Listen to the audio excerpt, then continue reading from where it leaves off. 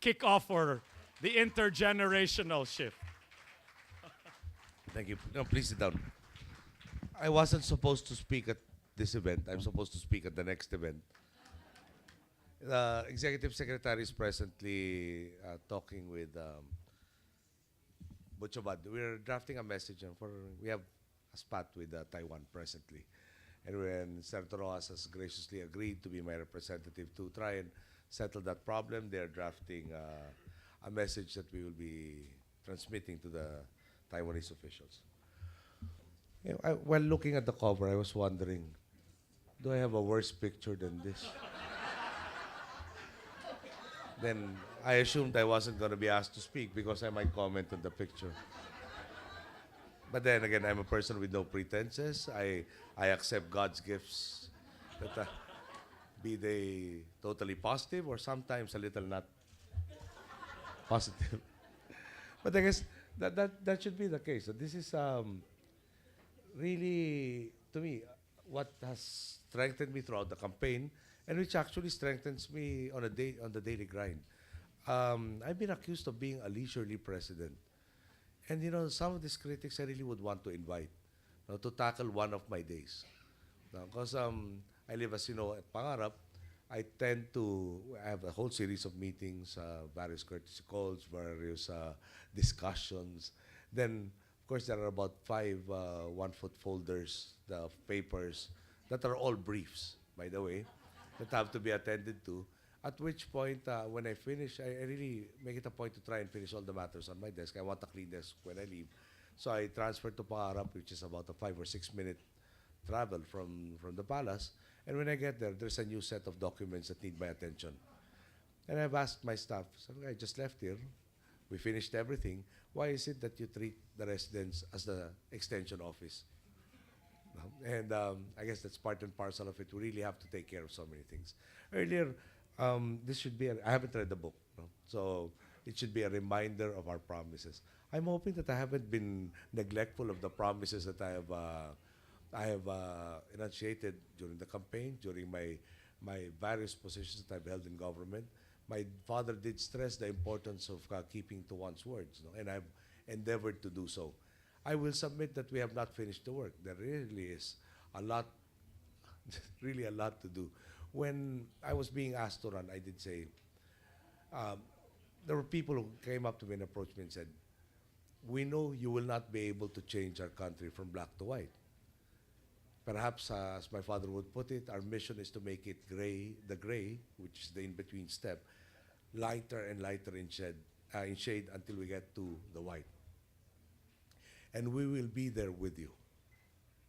And so when I accepted the challenge, of running first and then running this country, running for the campaign and then running this country, in the back of my mind, I was accepting on behalf of all of the people who egged me to run.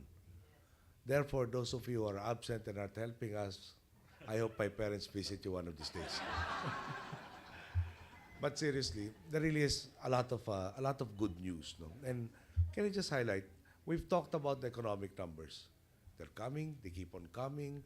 Perhaps there is even a worry that there might be too much capital coming in that might lead to inflationary pulls on the economy. But that is also being addressed. Let me talk about the simpler things, no? We have a problem with dengue. Dengue is now a year-round phenomenon instead of a seasonal event. There are 4 varieties of dengue. And surprisingly, our Department of Science and Technology came up with a solution that is really a solution and not merely show. What is show? Show is when you start spraying, pesticides that actually don't kill, insecticides rather, that don't kill the insects. They just push them to the neighboring barangay. The solution of DOST, I think, is more correct, doable, cheap, and more effective. Okay. So what does it entail? Basically, it entails a can. The can has a piece of black wood, either painted or burned black, and there is a solution within the can that kills the eggs that are born by the mosquitoes. So it's a mosquito trap. Okay. Previously, they tried various mosquito traps. Unfortunately, they forgot where they put the traps. So the solutions became mosquito larvae incubators. But this time around, we have a very good secretary in the Department of Science and Technology. It is very easy to replicate, so it's very cost effective, and it really does address solving the problem of dengue instead of just having all of the shows of fumigation that doesn't do anything. He is also embarking, they're already on field tests of a water purification system. There's a very sizable number of our population that does not have access to potable water. And the solution is basically a vase. The vase has micropores, no, holes that are smaller than the typical sizes of viruses and bacteria. So they can pass through. The water then is free of the various viruses and bacteria. You have clean water at the end of it. It's now undergoing field tests. And I understand they will be rolling out by June a locally produced light rail system, no, which will save us about 80% of the cost. Because as you know, part of the PPP program is mass transportation towards Bulacan, Antipolo, Cavite, amongst others. Then of course, there's already a request from Cebu and others, and a rail system in Mindanao. Anyway, that's the problem when I don't have a prepared speech. I tend to speak a lot longer. Can I just say this now? 25 years ago, we were at EDSA. Nobody envisioned that that would be the resolution of the dictatorship. People like I would have thought that a bloody revolution would have been a necessary step to overcome the dictatorship.